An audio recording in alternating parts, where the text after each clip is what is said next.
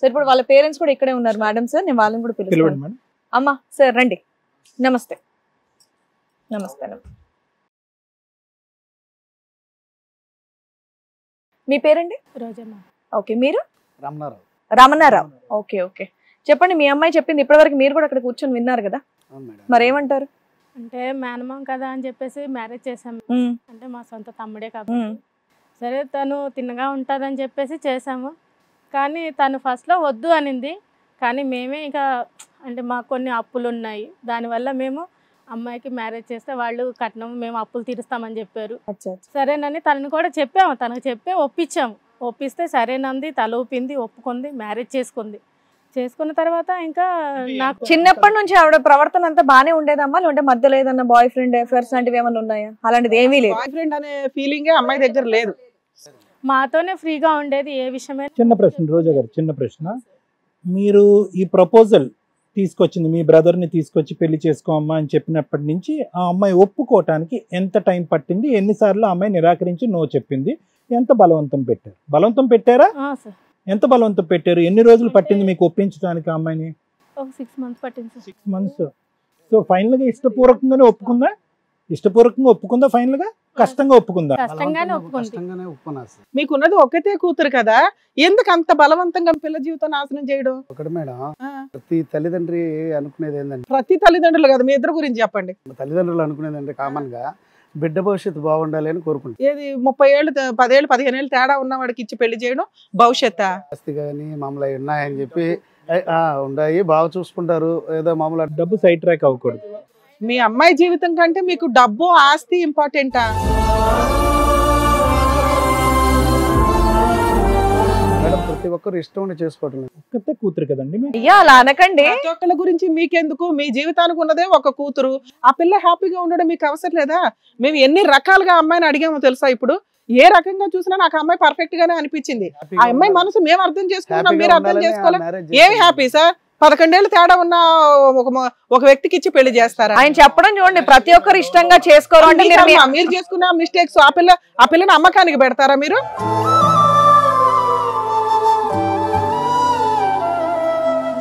Relation దగ్గర సంబంధం కాబట్టి అయితే అమ్మకానికి పెడతారా?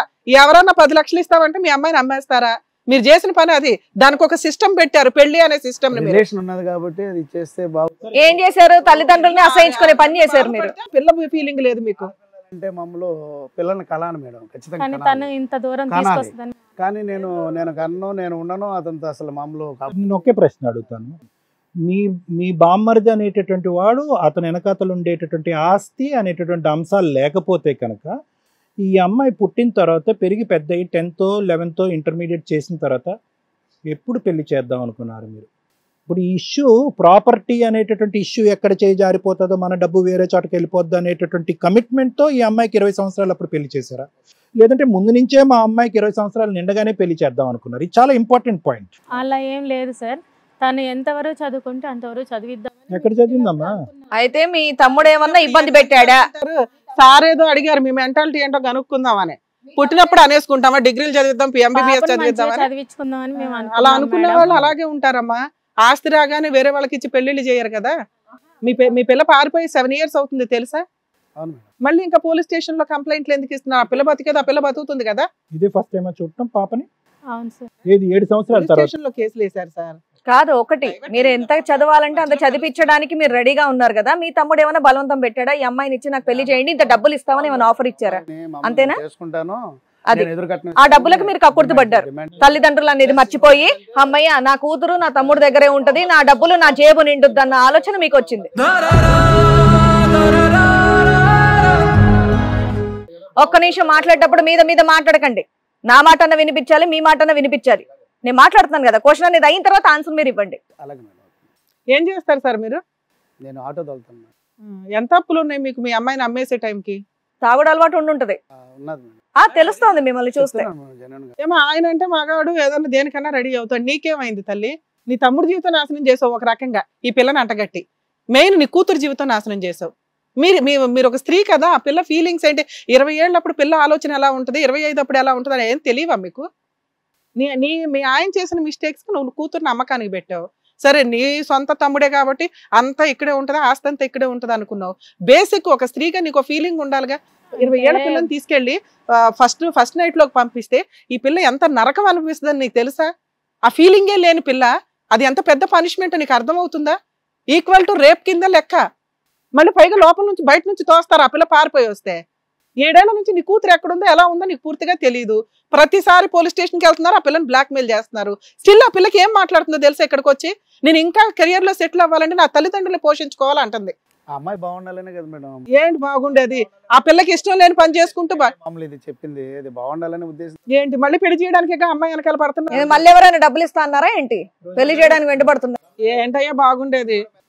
ఒక తప్పు చేశారు మీరు. ఓకే, అల్లారు ముద్దుగా పెంచుకునేటటువంటి ఒక ఆడపిల్లతో బలవంతంగా 6 నెలల పాటు తొక్కకుండా ఆ అమ్మాయికి పెళ్లి చేశారు. 7 సంవత్సరాల పాటు ఆ అమ్మాయి ఊర్లో జాబ్ చేసుకుంటూ తన కాళ్ళ మీద నిలబడి తన పని తను చేసుకుంటుంది. మీరు కూడా ఉన్న ఒక్క బిడ్డని ఎక్కడో దూరంలో వదిలేసి మీరు బతుకుతున్నారు. తిరిగి కట్ చేస్తే కనుక ఈరోజు మీరు ఇక్కడ కూర్చుని, సార్ మా అమ్మాయికి మా మీద కోపం ఉందేమో, మా అమ్మాయిని మమ్మల్ని క్షమించమనండి, మా అమ్మాయిని మాకు దక్కేటట్టు చేయండి అని చెప్పి మీరిద్దరూ కంప్లైంట్ కింద ఇక్కడ వచ్చి ఉంటే కనుక చాలా బాగుండేది. మళ్ళీ పాత కథనే మేము పార్ట్ 2 తీస్తాము అని అంటే కనుక ఎలా? స్టిల్ ఇప్పటికి అదే మాట్లాడుతున్నాడు సార్ ఆయన. పెళ్లి చేయాలి, పిల్లకి పెళ్లి చేయకపోతే ఎట్లా అంటే డబ్బులు ఎవరైనా ఆఫర్ ఇచ్చి ఉంటారు. మళ్ళీ కట్నం ఇష్యూ ఉందా? సంబంధం రెడీగా ఉందా చేసేద్దాం, సంబంధం రెడీగా ఉందా చేసేద్దాం. మామూలు బాగా చూడరు. ఏ సమాజం సార్? మిమ్మల్ని ఎవడొచ్చి అడుగుతున్నాడు ఇక్కడ? 7 ఏళ్ల నుంచి పిల్ల పారిపోతే సమాజం అడగట్లేదా మిమ్మల్ని? ఆల్రెడీ ఒకసారి పెళ్లి చేశారు, ఆ అమ్మాయి పారిపోయి వచ్చింది, మళ్ళీ ఎందుకు అమ్మాయిని ఇబ్బంది పెడుతున్నారు? మీరు మాట్లాడండి. 27 ఏళ్ళు వచ్చి ఆమె డెసిషన్ ఆమె తీసుకోగలదు.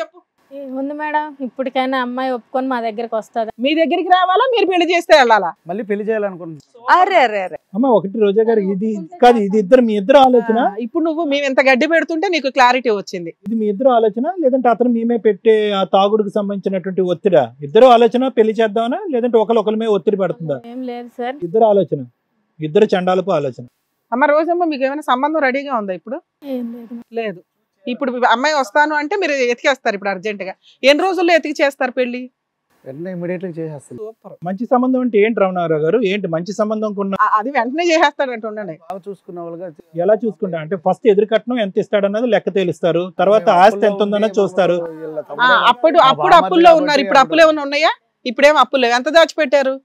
దాచిపెట్టలేదు మేడం. పిల్లకి మరి స్త్రీధనం ఇవ్వాలి కదా, ఏదైనా ఇచ్చి పంపించాలిగా. ఆడు ఎట్లాంటి వాడు వస్తాడో తెలియదు, తన్ని తరిమేస్తాడు, లేకపోతే రోడ్డు మీద పడేస్తాడు, లేకపోతే అదనపు కట్నం అని ఏదో హెరాస్ చేస్తాడు. పిల్లకి ఏమి ఇచ్చి పంపిస్తారు చెప్పండి? ఏమి ఇస్తాం మేడం, చేతిలో ఏం నేను. స్టిల్ ఇప్పటికీ మీకు ఆ పిల్ల ఎందుకు కావాలంటే అమ్మకానికి కావాలి. నడుపుకునే తాగుడికి వాటికి అయినా సరిపోతాయి. అమ్మ ఇక్కడ పెళ్లిళ్ళు చేయటం కాదు రోజా గారు, అతను తాగుడికి ఫస్ట్ ట్రీట్మెంట్ ఇవ్వండి, అప్పుడు ఏ డబ్బులు అవసరం ఉండవు, అప్పుల పాలు అవరు, ఇలా ఆడపిల్లలు గొంతులు కోయరు. మీరు నువ్వేం చేస్తావమ్మా? పిల్లల ఇంట్లో కూర్చొని పని చేస్తావా? ఫోన్లే. హిట్ టీవీ యాప్, ఇందులో short news, live news, entertainment shows, movies, digital magazines తో పాటు మీ జిల్లా వార్తలను కూడా ఫ్రీగా చూడొచ్చు. అంతేకాదు కేజీ నుంచి పీజీ వరకు విద్యార్థులకు స్కాలర్షిప్ కూడా అందిస్తున్నాం.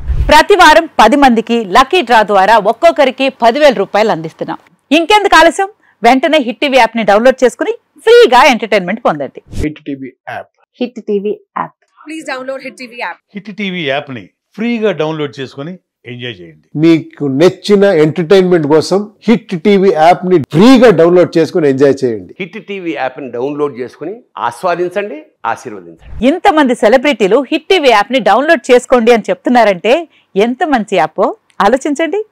అమెరికా అమెరికా అమెరికా అమెరికాలో చదవాలనుకునే వాళ్ళకి విశ్వసనీయమైన పేరు మన శౌర్య కన్సల్టెన్సీ.